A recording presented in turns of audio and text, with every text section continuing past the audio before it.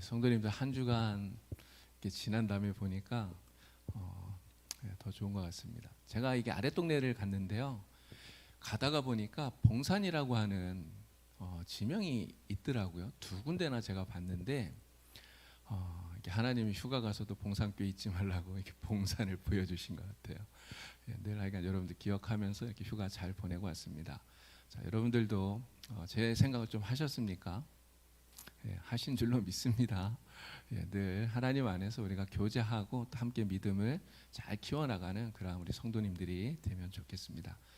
자, 오늘은 마리아 이야기를 할 건데요. 성경에는 이 마리아라고 하는 이름을 가진 사람들이 여러 명이 나와요. 특별히 신약 성경에 보면 동명이인입니다. 똑같은 이름을 가진 사람들 6명이나 돼요. 자, 어떤 사람들이 있는가? 가장 먼저는 예수님의 어머니, 예수님 어머니의 이름이 마리아죠. 이 예수님 어머니에 대한 이야기를 우리가 더 할 필요는 없을 것 같아서, 자, 두 번째 누가 있느냐? 바로 막달라 여인인 마리아가 있어요. 막달라라고 하는 지명이죠. 그곳에서 온 마리아라고 하는 여인이 있습니다. 이 막달라 여인은요, 막달라 마리아는 7 귀신에 들렸다가 그 귀신이 예수님께서 그 귀신을 이렇게 쫓아내 주시면서 병이 나은, 그래서 하나님의 큰 은혜를 입었던 사람이죠. 예수님께서 부활하셨을 때 부활하신 예수님을 가장 먼저 만났던 사람이 바로 이 막달라 마리아예요. 자, 세 번째 어떤 마리아가 있느냐? 작은 야고보와 요셉의 어머니, 이렇게 나오는 마리아가 있어요.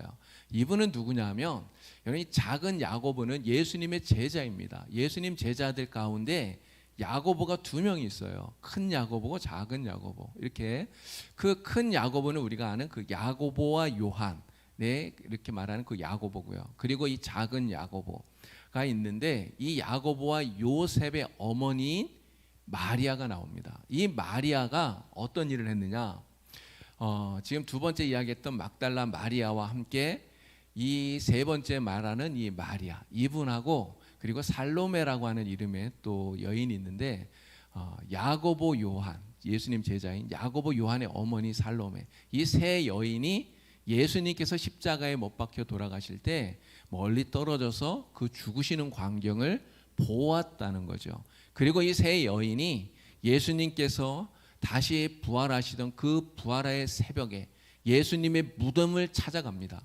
그리고 부활하신 예수님을 처음으로 보게 되는 그러한 큰 은혜를 얻게 된 거죠. 이게 세 번째 나오는 마리아입니다. 자, 네 번째 어떤 마리아가 있느냐? 마가 요한의 어머니인 마리아가 있어요. 마가복음을 쓴 마가 요한의 어머니죠. 여러분, 초대교회가 어디서 시작이 되었습니까? 바로 이 마가 요한의 다락방에서 시작이 된 거예요. 이 마가 요한의 어머니 마리아의 다락방이 바로 초대교회가 시작이 된 자리라는 거죠. 바로 거기가 성령이 임하신 그런 곳이죠. 자, 다섯 번째는 어떤 마리아가 있느냐? 로마 교회의 성도인 마리아가 나와요. 로마서 16장을 보면 거기에 사도 바울이 많은 사람들의 이름을 이야기하면서 문안하라, 문안하라 이렇게 이야기하잖아요. 바로 거기에 마리아라고 하는 여인이 나오는데, 많은 수고를 한 마리아에게 문안하라 이렇게 이야기를 해요. 너희를 위해서, 로마 교회를 위해서 수고를 많이 한 마리아, 이렇게 사도 바울이 이야기를 합니다. 자, 그리고 여섯 번째 마지막 사람이 오늘 우리가 이야기하려고 하는 나사로와 마르다의 동생인 마리아예요. 자, 이 마리아에 대한 여섯 번째 이야기한 이 마르다의 여동생인 마리아 이야기를 함께 나누도록 하겠습니다. 자, 마리아는 누군가? 지난번에 우리 마르다 이야기를 했기 때문에 그때 이야기하면서 같이 말씀을 드렸죠. 베다니에 살고 있었다고 말씀을 드렸어요. 여러분, 베다니가 어딘지 지난번에 말씀을 드렸는데, 예루살렘으로부터 오리밖에 떨어지지 않은, 약 2km 정도밖에 떨어지지 않은 아주 가까운 거리에 있는 이 베단이라고 하는 마을에 살고 있었죠. 나사로와 마르다의 여동생입니다. 오타가 났네요. 마리아의 여동생이 아니고 마르다의 여동생입니다. 그리고 그 마리아라고 하는 이 이름의 뜻은요, 사랑받다, 높여지다, 이런 뜻이라고 그래요. 구약 성경에는 이 마리아라고 하는 이름이 안 나오더라고요. 근데 왜 안 나올까 좀 궁금했는데, 제가 찾아봤더니요, 모세의 누나가 누구죠? 미리암, 그죠? 미리암. 이 미리암이라고 하는 이름이 신약의 이 마리아와 같은 이름이라고 그래요. 이게 똑같은 이름인데 히브리어로 미리암이 헬라어로 이렇게 음역을 하면 마리아 이렇게 된다는 거죠. 이게 같은 이름이다. 우리가 이렇게 이해를 하면 되겠습니다. 자, 이 마리아의 생애에 대해서 우리가 좀 이야기를 할 텐데요. 지난번에 말씀을 드렸던 마르다와 좀 비교해서 우리가 생각을 하면 좋을 것 같아요. 그래서 예수님을 그들이 어떻게 사랑을 했는가, 또 그들의 신앙의 모습은 어떠했는가, 그들이 주님께 드리는 그 헌신의 모습은 어떠했는가 하는 것들을 우리 세 가지로 나누어서 좀 이야기를 하려고 합니다. 자, 먼저 마리아가 예수님을 어떻게 사랑했는가. 여러분, 마르다도 마찬가지고요, 마리아도 마찬가지고, 그들이 예수님에 대한 사랑, 여러분 그 사랑은 정말 지극정성이었어요. 얼마나 예수님을 사랑했는지 모릅니다. 정말 끔찍히 예수님을 사랑했죠. 그런데 그 사랑의 표현이 서로 좀 달랐다, 그런 이야기를 지난번에 말씀을 드렸어요. 그럼 마르다는 어떻게 사랑했다 그랬죠? 열심히 예수님을 공개하는 것으로, 많은 음식을 준비해서 예수님에게 잘 대접하는 것으로 그렇게 자신의 사랑을 표현했다는 거죠. 근데 제가 생각을 해봤는데, 여러분 마르다가 예수님을 정말 사랑했잖아요. 근데 그렇게 사랑하면 그 사랑하는 예수님 가까이 가야 되는 거 아닌가요? 가까이 있어야 되잖아요. 그런데 마르다는 가까이 있지를 못했더라고요. 그 음식 준비하느라고, 그래서 마음만 분주해서 막 이리저리 들고 뛰고 막 이러느라고 정작 사랑하는 예수님에게는 가까이 가지 못하고 멀리 떨어져 있었던 여인이 바로 마르다구나, 이런 생각이 들더라고요. 그런데 마리아는 다릅니다. 마리아는 어떻게 했죠? 정말 그 예수님 가까이 있었다는 거예요. 자, 오늘 말씀 가운데 누가복음에 있는 10장 39절 말씀을 우리 함께 읽어보도록 하겠습니다. 누가복음 10장 39절입니다. 다 같이 읽겠습니다. 그에게 마리아라 하는 동생이 있어 주의 발치에 앉아 그의 말씀을 듣더니. 아멘. 마르다가 예수님을 집에 초청을 했는데, 자, 마르다는 열심히 예수님을 대접하기 위해서 음식 준비하느라고 막 이리저리 뛰고 있어요. 그래서 예수님에게 가까이 있지를 못해요. 그런데 마리아는 예수님의 발치에 앉아서, 발 앞에 앉아서 예수님의 말씀을 듣고 있었다고 하는 것이죠. 그래서 이 마리아는 정말 사랑하는 예수님 가까이 있었다라고 하는 거예요. 정말 우리가 주님을 사랑한다면 우리가 그래야 되지 않을까요? 정말 주님 가까이, 주님께로 조금 더 가까이. 그래서 주님과 가까이 있는 이런 삶을 살아야 되겠죠. 주님과 지금 가까이 있는다는 게 뭐겠습니까? 말씀과 가까이 하는 거고요. 또 예배 드릴 때도 이렇게 좀 앞으로 나오시는 게 우리 주님과 조금은 더 가까이 가는 게 아닐까, 이런 생각이 들어요. 물론 예수님이 여기 계신 건 아니에요. 어디든 다 계시지만 그래도 우리가 좀 더 주님께 가까이 이렇게 나아가고자 하는 그런 마음들을 가져야 되리라, 이런 생각도 해봅니다. 자, 그런데 이 어찌 보면요, 이 마리아는 사실 굉장히 눈치 없는 동생이다, 이런 생각이 좀 들어요. 여러분, 왜 눈치가 없습니까? 지금 언니는 예수님을 대접하기 위해서 정말 눈코 뜰 새 없이 정말 바쁘게 이리저리 들고 뛰고 있는데, 근데 이 동생인 마리아는 언니가 고생하는 거, 언니가 그렇게 분주한 거 전혀 신경 쓰질 않아요. 그냥 예수님 발 앞에 앉아서 예수님 말씀만 듣고 있다는 거죠. 정말 이런 모습만 보면 마리아가 너무 눈치가 없다, 이런 생각이 들어요. 여러분, 그런데 왜 마리아가 이렇게 하고 있느냐 하는 것이죠. 여러분, 마리아가 원래 눈치 없는 그런 사람일까요? 마리아가 원래 처음부터 언니를 도와주지 않고 자기 생각만 하는 이런 이기적인 사람이었을까요? 사실 그렇진 않았겠다는 생각이 들어요. 만약에 마리아가 진짜 눈치 없는 사람이고 정말 언니를 도와주지 않는 자기만 생각하는 이기적인 사람이었다면, 그렇다면 마르다가 그냥 이 마리아가 이렇게 하는 행동에 대해서 아유, 쟤는 원래 저래, 이렇게 그냥 넘어갔을지도 몰라요. 그런데 마르다가 어떻게 합니까? 그런 마리아 때문에 굉장히 화를 내잖아요. 여러분, 왜 화를 낼까요? 평소에는 그렇게 안 했거든요. 그러니까 평소에는 마리아가 언니를 잘 도와주고 언니와 같이 일도 잘하고 이런 모습이 있었는데, 그런데 예수님이 오니까 이 예수님만 따라다니면서 예수님 앞에만 앉아서 예수님 얼굴만 보고 있고 예수님 말씀만 듣고 있는 거예요. 언니를 전혀 도와주질 않는다는 거죠. 그래서 이 마르다가 굉장히 화가 나게 되었다고 하는 거예요. 여러분, 왜 마리아가 이렇게 할까? 왜 그럴까? 이유는 하나입니다. 예수님을 너무너무 사랑하기 때문에 그래요. 예수님을 너무너무 사랑하니까 예수님이 하시는 그 말씀 듣는 걸 사모하게 된 거죠. 그래서 예수님의 말씀을 듣기 위해서 마리아는 지금 그렇게 하고 있다는 거죠. 마르다가 지금 예수님을 자기 집에 초청을 했습니다. 여러분, 예수님께서 이 마르다의 집에, 나사로의 집에 와서 무엇을 하십니까?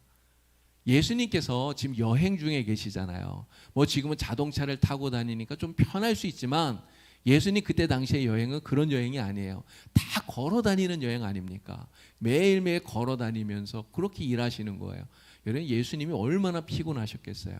마르다의 집에 초청받아 들어오셨는데 예수님께서 그냥 잠시 몇 시간이라도 좀 편하게 이렇게 쉬시면 좋은데 예수님은 들어가셔서 쉬시지 않았다는 거예요. 쉬시는 것이 아니라 말씀이 필요한 사람들에게 예수님께서는 여전히 말씀을 가르치고 계시는 거예요. 자, 그런데 여러분, 지금 같으면 예수님이 이렇게 말씀하실 때 비디오라도 이렇게 딱 녹화를 해두면 그러면 되잖아요. 녹화를 해두면 나중에 다시 돌려보고 또 보고 또 보고 이렇게 할 수 있잖아요. 이게 지금은 되는데 그 당시는 카메라가 없었습니다. 비디오가 없었어요. 예수님이 한번 말씀하시는데 그것을 듣지 않으면 그러면 그 기회는 다 지나가 버리는 것이죠. 다시는 들을 수 없는 말씀이 되는 겁니다. 그래서 이 마리아는 예수님의 말씀, 정말 사랑하는 예수님, 정말 너무너무 사모하는 그 예수님의 말씀을 들을 수 있는 그 기회를 놓치지 말아야 되겠다, 이렇게 생각을 한 거죠. 그래서 남들이 볼 때는 좀 눈치 없어 보이고 어떻게 보면 자기만 아는 것처럼 그렇게 보일지라도 마리아는 예수님 말씀 듣는 편을 선택했다고 하는 거예요. 언니에게 좀 쿠사리도 먹었겠죠. 막 눈치도 막 주고 그래서. 근데 그러한 것보다 남들에게 좀 그렇게 혼나는 것보다는 내가 사랑하는 예수님, 정말 주님의 말씀을 듣는 것이 나에게는 더 소중하다, 이러한 생각이 마르다에게 있었다고 하는 거예요. 자기 집에 오신 예수님, 자기 집에서 예수님의 말씀을 들을 수 있는 그 기회를 마르다는 꽉 붙들고 있다고 하는 거죠. 여러분, 이 마르다의 모습 속에서 우리가 배워야 될 것이 바로 그런 게 아닌가 싶어요. 우리도 예수님을 사랑합니다. 우리도 예수님의 말씀을 사모해요. 우리가 말씀 들을 수 있는 그러한 기회, 그러한 시간, 물론 지금은 녹화해서 다시 들을 수도 있고 이렇게 하지만, 그러나 말씀이 선포되어지는 그 시간과 녹화해서 다시 듣는 거는 완전히 다르더라고요. 제가 들어봐도 그래요. 여러분, 말씀을 듣는 그 시간을 우리는 사모해야 된다는 거죠. 말씀 듣는 그 자리를 사모해야 된다는 거죠. 그래서 어떤 다른 중요한 것이 있다 하더라도 그것 때문에 내가 말씀 듣는 자리에 빠진다거나 말씀 듣는 그 시간을 내가 잃어버리게 되는 이러한 일이 없도록 우리는 노력해야 된다고 하는 것입니다. 바로 이 마리아가 오늘 우리에게 그것을 보여주고 있는 것이죠. 자, 마르다를 보니까요, 마르다는 마음이 분주하다 그랬어요. 여러분, 마르다는 왜 마음이 분주합니까? 마르다는 지금 열심히 음식을 준비해서 예수님께 대접을 하는데, 여러분, 그런데 마르다의 마음 속에는 예수님 말씀을 듣고 싶은 생각이 있었을까요, 없었을까요? 마르다도 예수님 말씀 듣고 싶은 마음이 분명히 있었을 거예요. 빨리 음식 준비해 놓고 그리고 예수님 말씀 나도 들어야지, 이렇게 생각했을 거예요. 그런데 빨리 음식을 준비해야 되는데 많은 걸 준비하다 보니까 혼자 하니까 이게 잘 안 되는 거죠. 그냥 마음만 분주하고 음식도 준비해야 되고 말씀도 듣고 싶어, 이런 생각들이, 두 가지 생각이 머릿속에 막 있다 보니까 그래서 분주하다라고 하는 거예요. 그러니까 빨리 음식 준비 끝내고 예수님 말씀 들어야 되는데 동생이 좀 도와주면 일이 좀 빨리 끝날 텐데 이 동생은 도와주지는 않고, 이러니 화가 나는 것이죠. 근데 여러분, 마르다도 정말 이 마리아처럼 먼저 예수님 말씀을 같이 앉아서 듣고 그리고 나서 예수님이 조금 쉬실 때 그때 같이 마리아와 함께 음식을 준비했더라면 어떨까, 어땠을까, 그런 생각이 좀 들더라고요. 마르다도 마리아와 함께 먼저 말씀을 듣고 그리고 음식을 준비했더라면 물론 음식이 조금 덜 준비될 수는 있겠죠. 그러나 그것 때문에 예수님이 그들을 탓하지 않으셨을 거예요. 오히려 그렇게 말씀을 사모하고 말씀 듣는 자리에 나오는 그들을 주님은 더 기뻐하셨을 거라 이렇게 믿습니다. 그래서 예수님께서 마르다에게 이야기하는 거예요. 야, 마리아가 더 좋은 편을 선택했다. 그렇기 때문에 그는 그것을 빼앗기지 않을 것이다. 이야기합니다. 오늘 우리가 무엇이 더 소중한가, 무엇이 더 중요한가 하는 것을 이 마리아를 통해서 깨닫게 됩니다. 말씀 듣는 그 시간, 말씀보다 더 중요한 것이 없다고 하는 것을 여러분 다시 한 번 더 기억하시고 정말 말씀 듣는 자리를 사모하시고 주님의 말씀으로 힘을 얻고 은혜를 얻는 여러분들이 다 될 수 있기를 바랍니다. 자, 마리아의 신앙은 어떤 신앙이었나 하는 것을 또 말씀을 드릴게요. 나사로가 죽었어요. 나사로가 죽으니까 이 두 자매인 마르다와 마리아가 예수님께 사람을 보내죠. 빨리 예수님 오셔서 우리 오빠를 좀 살려주세요, 고쳐주세요 이야기합니다. 자, 왜 예수님께 사람을 보냅니까? 그들에게는 예수님께서 이 나사로의 병을 낫게 하실 거라고 하는 믿음이 있었던 거예요. 이 믿음이 있기 때문에 그 믿음을 가지고 예수님께 사람을 보낸 거죠. 자, 그런데 예수님이 바로 오셨습니까? 바로 오지 않았어요. 예수님께서는 나사로가 죽었다고 하는 그 이야기를 들었음에도 불구하고요, 계시던 곳에 이틀이나 더 지체를 하셨어요. 그리고 나서 나사로가 죽은 다음에 제자들에게 야, 이제 유대로 올라가자 이렇게 이야기를 합니다. 예수님께서 나사로가 죽은 다음에 출발하셨기 때문에 베다니에 예수님 도착하셨을 때는 이미 나사로가 죽은 지 나흘이나 지난 그러한 때였다는 것이죠. 여러분, 왜 예수님께서는 이틀이나 시간을 이렇게 지체하셨을까요?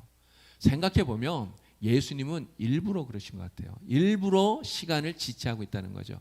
만약에 예수님께서 이 두 자매가 예수님께 좀 빨리 오라고 사람을 보냈을 때 그 이야기를 듣자마자 막 달려가서 나사로가 죽자마자 예수님이 도착을 했다면, 그래서 바로 예수님이 나사로를 살렸다면 사람들이 뭐라고 생각했을까요?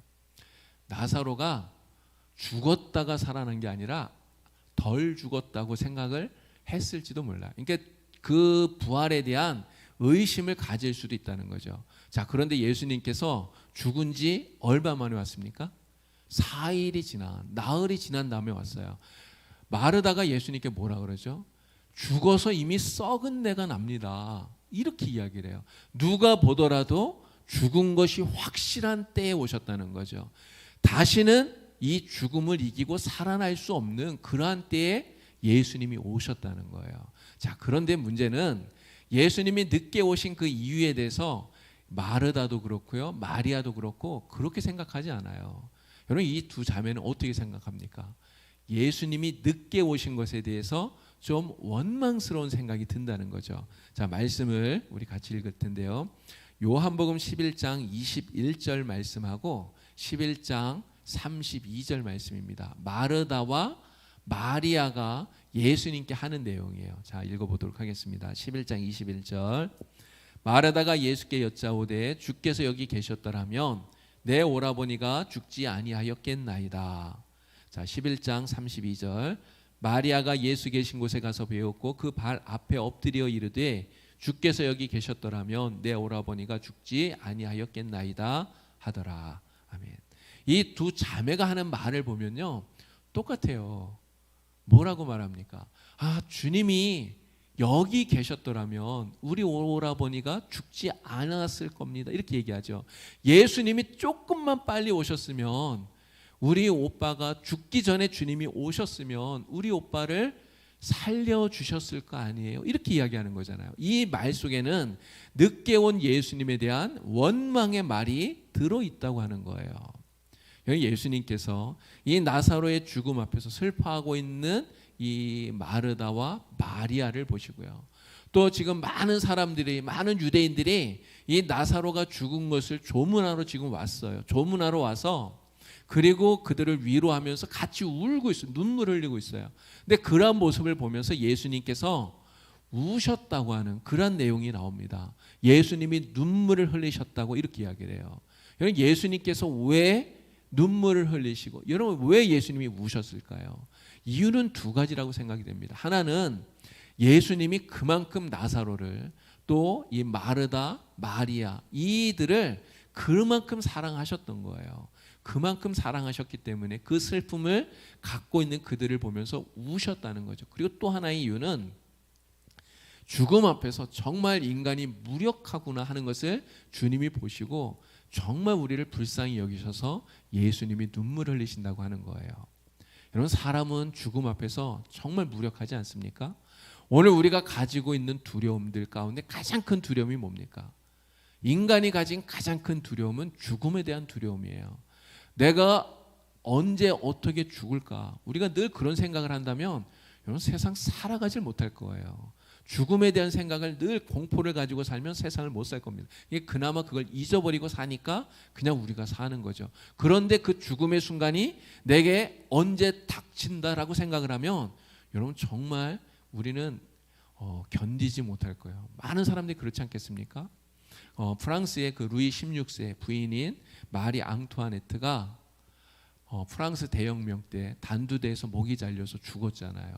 그런데 이 마리 앙투아네트가 죽기 전에 며칠 전부터 이제 죽음을 앞두고 나니까요, 그 검은 머리가 며칠 사이에 하얗게 새었다고, 이런 이야기가 전해지지 않습니까? 여러분, 그 검은 머리가 왜 하얗게 새었을까요? 그만큼 죽음이 두렵고 그 죽음이 고통스럽기 때문인 것이죠. 그냥 죽음에 대해서 생각하지 않고 살 때는 아무런 두려움이 없는데 당장 내가 언제 죽는다, 이게 딱 정해지면 그만한 두려움이 사람에게는 있게 된다라고 하는 것이죠. 자, 사랑하는 이 오빠의 그 죽음 앞에서 슬프게 마르다 마리아가 울고 있어요. 눈물을 흘리고 있어요. 그러면서 예수님께서 조금만 더 빨리 오셨으면 우리 오빠가 죽지 않았을 거라고 예수님에게 원망하는 이런 마음을 그들이 가지고 있습니다. 그런데 이렇게 말하고 있는 이 마르다와 마리아, 말은 거의 비슷한 말을 하는데 그들의 모습을 보면 약간의 차이점이 있다고 하는 거예요. 마르다와 마리아의 모습에 차이점이 있어요. 어떤 차이점이 있느냐? 마르다는요, 예수님 앞에서 말하는데 서서 말하고 있어요. 처음부터 끝까지 계속해서 서서 이야기를 합니다. 마르다는 우리 지난번에 이야기할 때 정말 놀라운 신앙의 고백을 했다고 말씀을 드렸어요. 놀라운 부활의 신앙의 고백을 합니다. 그러나 그 신앙의 고백을 할 때도 마르다는 서 있었어요. 그런데 마리아의 모습을 보니까 이게 좀 달라요. 자, 아까 우리 읽은 말씀 가운데 뭐라고 말하느냐? 마리아가 예수 계신 곳에 가서 배웠고 그 발 앞에 엎드려, 이렇게 얘기해요. 예수님 발 앞에 마리아가 엎드리고 있다고 하는 것이죠. 여러분, 마리아와 마르다의 차이점이 바로 여기에 있다고 생각이 됩니다. 예수 앞에 엎드리는 마리아의 신앙은 바로 이런 신앙이라는 거죠. 예수님 앞에 엎드리는 신앙. 물론 마리아도요, 입으로는 예수님께 원망의 말을 하고 있어요. 주님이 조금만 빨리 오셨으면 그러면 우리 오빠가 죽지 않았을 거 아닙니까? 이도 이렇게 얘기하고 있어요. 그러나 입으로는 그렇게 이야기하지만, 그러나 마리아는 그렇게 원망의 마음을 가지고는 있지만 그래도 주님 앞에 엎드리는 그러한 신앙을 가지고 있다고 하는 것이죠. 여러분, 이러한 신앙이 오늘 우리에게 중요한 것 아닙니까? 우리에게 문제가 있을 때 정말 그 문제를 가지고 하나님 앞에 나와서 엎드릴 수 있는 그러한 신앙을 우리가 가져야 된다는 거죠. 우리의 마음에도 마리아처럼 그런 마음이 생길 수 있어요. 하나님 앞에 원망스러운 이런 마음이 우리라고 생기지 않겠습니까? 정말 힘든 일, 괴로운 일, 고통스러운 일, 여러분, 이런 일이 생기면 우리의 마음속에도 원망이 생길 수 있어요. 그러나 비록 우리가 원망하는 그런 말은 한다 할지라도 그래도 주님 앞에 나와서 엎드릴 수 있는 이러한 신앙을 우리가 가져야 된다는 거죠. 여러분, 이 엎드리는 신앙은 어떤 신앙인가? 엎드리는 신앙은 바로 예수님을 왕으로 인정하는, 주인으로 인정하는 이러한 신앙이라고 하는 거예요. 여러분, 동방 박사들이 아기 예수 앞에 엎드려서 경배합니다. 여러분, 동방 박사는 나이가 많은 어른들이잖아요. 근데 아기 예수, 아기예요, 아기. 이제 금방 태어난 아기예요. 그 아기 앞에 이 박사들이 엎드립니다. 여러분, 왜 엎드립니까? 아기이지만 그러나 왕으로 인정하기 때문에 엎드리는 거예요. 요한계시록을 보면 24장로가 면류관을 벗어서 예수님께 드리면서 그 앞에 엎드리는 장면이 나옵니다. 24장로가 왜 예수님 앞에 면류관을 드리면서 엎드립니까? 바로 주님이 나의 왕입니다. 주님이 나의 주인이십니다. 이 고백이 그 엎드림 속에 있다는 거죠. 바로 엎드리는 신앙은 예수님을 나의 왕으로, 나의 주인으로 인정하는 그런 신앙이라는 거죠. 자, 이 엎드리는 신앙은 또한 예수님만이 모든 것을 할 수 있다고 믿고 맡기는 신앙이에요. 한 나병 환자가 예수님 앞에 와서 엎드립니다. 엎드리면서 그가 이렇게 얘기했어요. 원하시면 나를 낫게 하실 수 있습니다. 이렇게 이야기를 해요. 주께서 원하시면 저를 깨끗게 하실 수 있습니다. 이렇게 얘기를 해요. 예수님께 엎드린다고 하는 것은요, 바로 예수님만이 나를 고칠 수 있는 분이시다라고 하는 것을 확고하게 믿는다는 것을 보여주는 거예요. 이게 엎드림으로써 주님이 나를 고칠 수 있습니다. 내가 주님을 믿습니다. 이런 믿음을 보인다는 거죠. 그리고 주님의 손에 나를 완전히 맡깁니다. 신뢰합니다. 이러한 의미로 주님께 자신을 맡긴다는 의미가 이 엎드림 속에 있다고 하는 것이죠. 예수님께서 겟세마네 동산에서 기도하시는데 그 기도하시는 모습을 이렇게 찾아보니까요, 예수님이 땅에 얼굴을 대고 엎드려서 기도했다 이렇게 표현을 하더라고요. 예수님이 엎드려서 땅에 얼굴을 대고 기도하셨다. 바로 예수님도 겟세마네 동산에서 기도하실 때 아버지이신 하나님을 전폭적으로 믿고요, 예수님도 하나님의 손에 자신을 완전히 맡기는 그러한 기도를 드렸다고 하는 것이죠. 이 엎드리는 믿음, 엎드리는 신앙이 바로 이런 신앙이라고 하는 것입니다. 또한 이 엎드리는 신앙은 어떤 신앙이냐, 예수님 앞에 나는 아무것도 아닙니다 이렇게 고백하는 신앙이에요. 나는 아무것도 아니다라고 고백하기 때문에 정말 주님 앞에서 철저하게 낮아지는 가장 겸손한 모습을 갖는 신앙, 이게 바로 엎드리는 신앙이라고 하는 것이죠. 베드로가 예수님 말씀에 순종하지 않습니까? 깊은 곳에 가서 그물을 내려라. 예수님 말씀에 순종해서 가서 그물을 내렸더니 엄청나게 많은 고기가 잡혔어요. 배 두 척이 잠길 정도로 가득 물고기가 잡히죠. 여러분, 그 물고기 잡힌 것을 볼 때 베드로가 뭐라고 말합니까?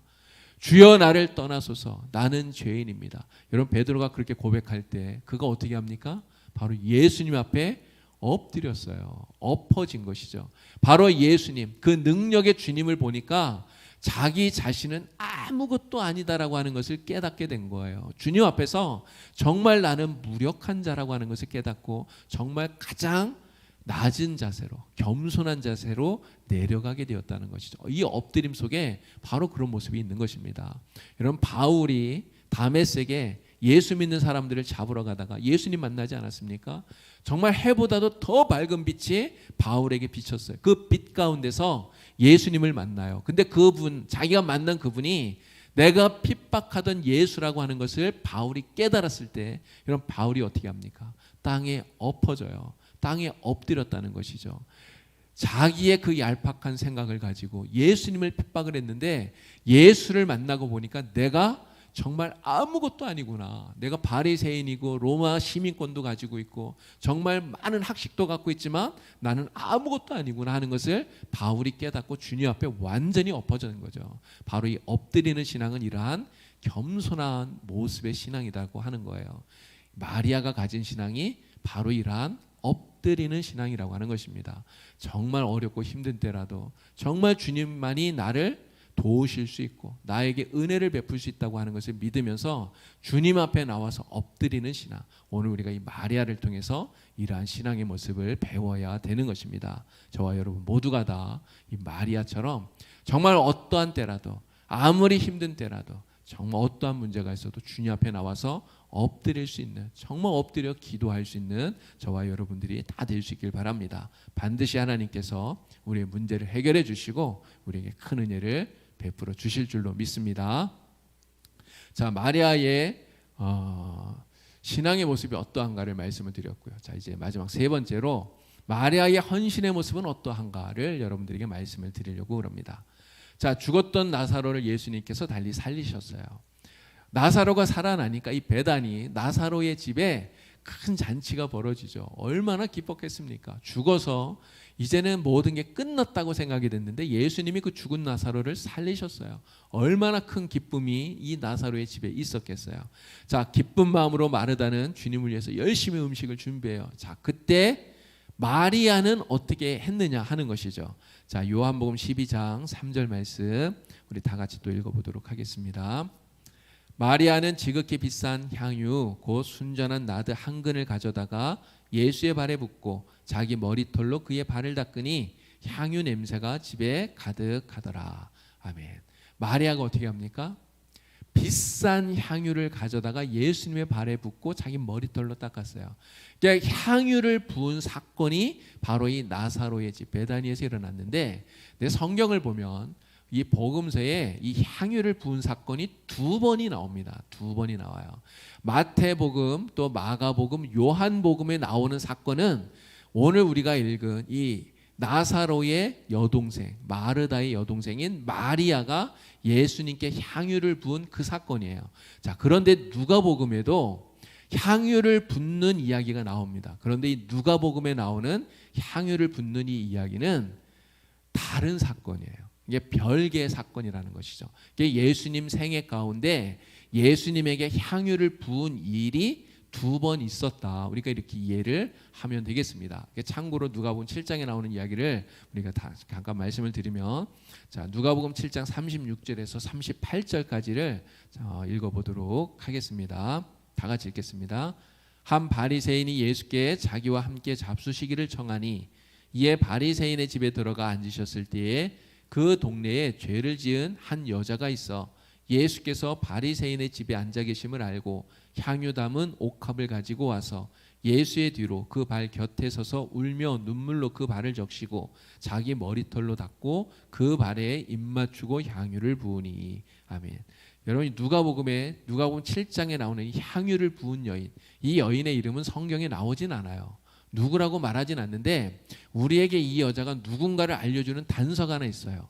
성경에 보니까 죄인이라고 이야기합니다. 죄인인 한 여자가 있었다, 이렇게 이야기를 해요. 그래서 바리새인이 예수님을 초청했는데 그 집에 들어가서 예수님 발에 이 향유를 붓고 그리고 머리털로 닦은 것이죠. 이 여자가 누굴까요? 이름은 나와 있지 않지만 이 여자가 누구인가? 많은 사람들이 바로 막달라 마리아라고 이야기를 해요. 여러분, 막달라 마리아, 아까도 말씀드렸지만 7 귀신 들렸다가 정말 죄 가운데 살다가 예수님을 만남으로써 그 죄로부터 구원받은 여자예요.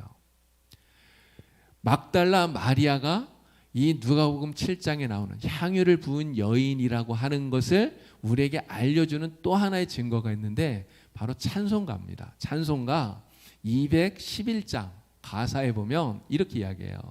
값비싼 향유를 주께 드린 막달라 마리아 본받아서, 이렇게 얘기해요.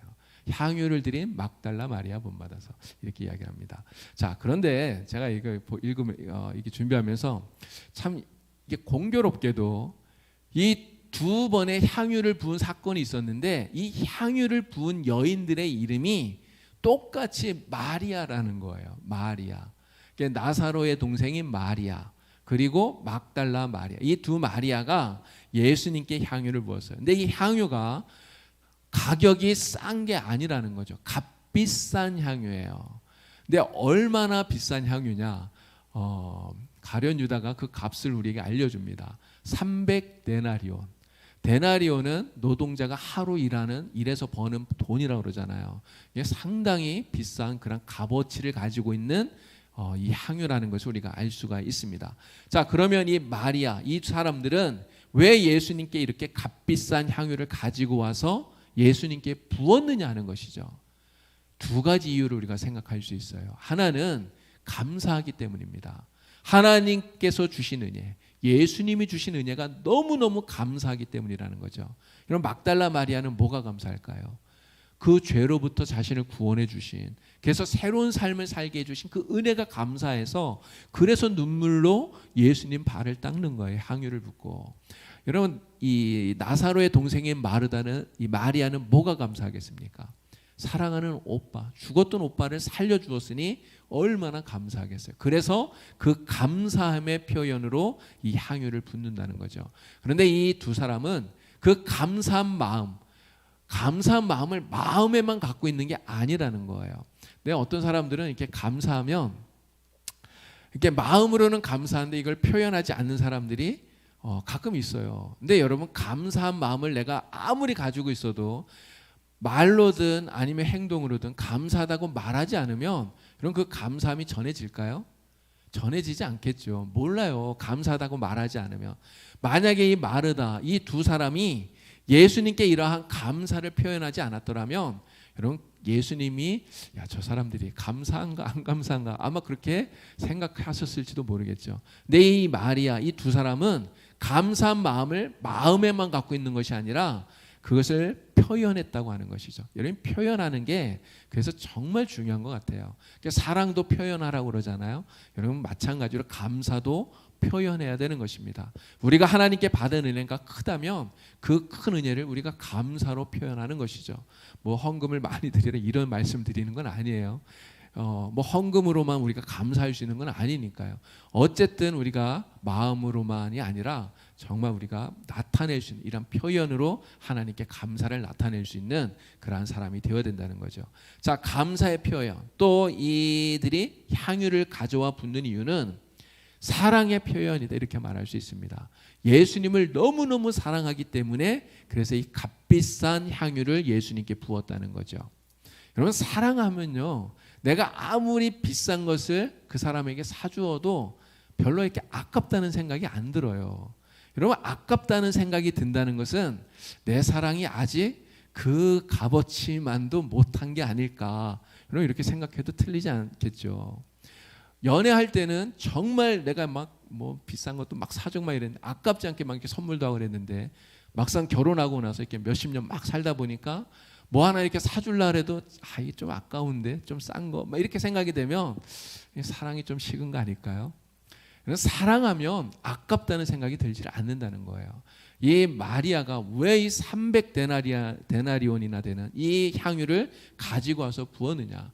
그만큼 예수님에 대한 사랑이 크다는 것을 반증해 주고 있다는 것입니다. 그만큼 예수님을 사랑했다는 거죠. 자, 그런데 이걸 뒤집어서 말하면 사랑하지 않으면 아깝게 여긴다는 거예요. 여러분, 가룟 유다가 하는 말을 우리가 읽어보도록 하겠습니다. 요한복음 12장 5절 말씀이에요. 자, 다 같이 함께 읽겠습니다. 이 향유를 어찌하여 300데나리온에 팔아 가난한 자들에게 주지 아니하였느냐 하니. 가룟 유다가 지금 마리아에게 이렇게 이야기하잖아요. 그러니까 가룟 유다가 누굽니까? 예수님 제자예요. 예수님과 함께 다니는 제자예요. 예수님 제자가 예수님을 위해서 헌신하고 있는 것을 보면서 그것을 핍박하고 있는 거예요. 그것을 비난하고 책망하고 있다는 것입니다. 마태복음을 보면 뭐라고 말하냐면 이렇게 이야기를 해요. 무슨 의도로 이것을 허비하느냐, 이렇게 이야기합니다. 예수님께 향유를 부어드리는 것을 보고 무슨 의도로 이것을 허비하느냐고 이야기했어요. 낭비하느냐, 이렇게 이야기를 해요. 여러분, 가룟 유다는 왜 이렇게 말합니까? 가룟 유다의 마음속에는 마리아처럼 예수님을 향한 사랑이 없기 때문에 그런 거예요. 예수님을 그렇게 사랑하지 못하기 때문에 그래서 주님께 드리는 것이 아깝게 여겨질 수밖에 없었다고 하는 거죠. 자, 그런데 예수님께서는 이 마리아의 행동을 어떻게 합니까? 오늘 말씀 보니까 칭찬하고 계시죠. 자, 예수님께서 칭찬하신 내용 마태복음 26장 13절 말씀을 우리가 보도록 하겠습니다. 다 같이 마태복음 26장 13절 말씀 읽겠습니다. 내가 진실로 너희에게 이르노니 온 천하에 어디서든지 이 복음이 전파되는 곳에서는 이 여자가 행한 일도 말하여 그를 기억하리라 하시니라. 아멘. 복음이 전파되는 모든 곳에서 이 여자가 행한 일, 바로 마리아가 예수님께 드린 이 아름다운 사랑의 헌신의 이야기를 말하라는 거예요. 그래서 마리아를 기념하라, 기억하라, 예수님께서 이렇게 말씀합니다. 여러분, 예수님이 왜 이렇게 이야기하실까요? 마리아가 드리는 그 헌신을 예수님이 너무너무나 기뻐하셨기 때문에 그런 것 아닐까요? 정말 기뻐하시고 그 헌신을 기쁘게 받으셨기 때문에 예수님이 이렇게 말씀하고 있다는 겁니다. 그럼 예수님은 왜 마리아의 이 헌신을 예수님 왜 기뻐합니까? 300데나리온이나 되는 어마어마한 금액의 이러한 향유를 드렸기 때문에 그래서 기뻐하는 건가요? 절대 그런 거 아니잖아요. 여러분, 예수님께서 그 금액 때문에 기뻐하시는 게 아니지 않습니까?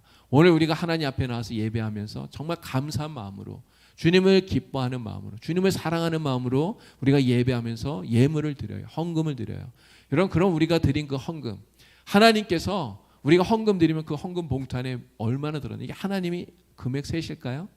우리 하나님은 그런 하나님 아니에요.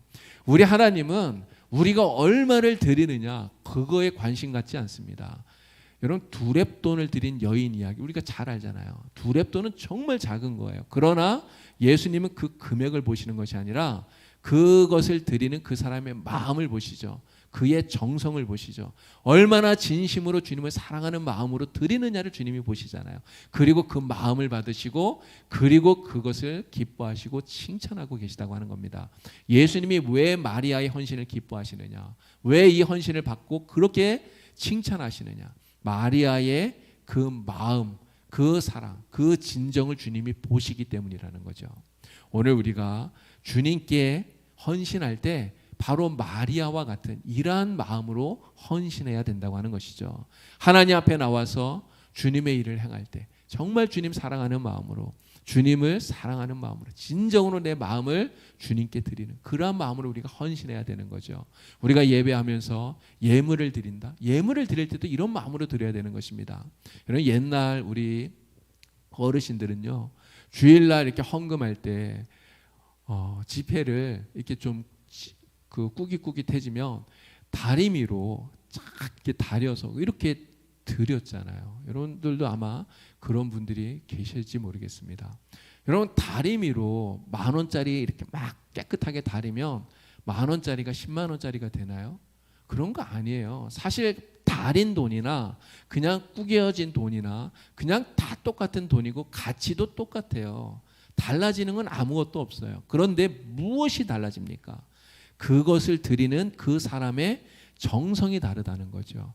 주님이 바로 그것을 보신다고 하는 거예요. 똑같은 것을 드려도 어떤 마음으로 드리느냐. 그래서 하나님은 누구의 예물은 받으시지만 어떤 사람의 예물은 안 받으시는 이러한 결과가 나타나게 된다고 하는 것입니다. 오늘 우리는 정말 마리아처럼 주님이 기뻐하시는 그런 헌신을 드리는 그런 성도가 다 되어야 될 줄로 믿습니다. 저와 여러분들이 정말 주님을 그렇게 사랑하는 마음으로 주님 앞에 진정으로 헌신하고 주님께 우리가 나아가면 주님이 마리아를 기뻐하시고 칭찬하신 것처럼 반드시 여러분들을 칭찬하실 거라 믿어요.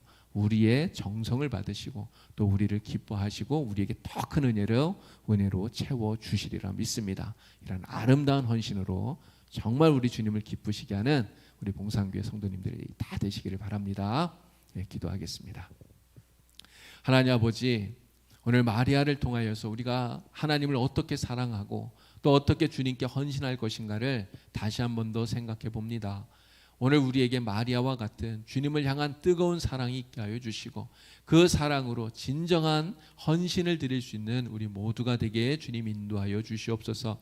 또 이 사랑을 가지고 주님을 온전히 믿고 의지하며 주님 앞에 나와 엎드리는 우리들이 되게 하여 주시옵소서. 그래서 주님 앞에 더욱더 큰 은혜를 받는 우리 봉산교회 모든 성도가 되도록 성령께서 은혜를 베풀어 주시옵소서. 예수님의 이름으로 기도드리옵나이다. 아멘.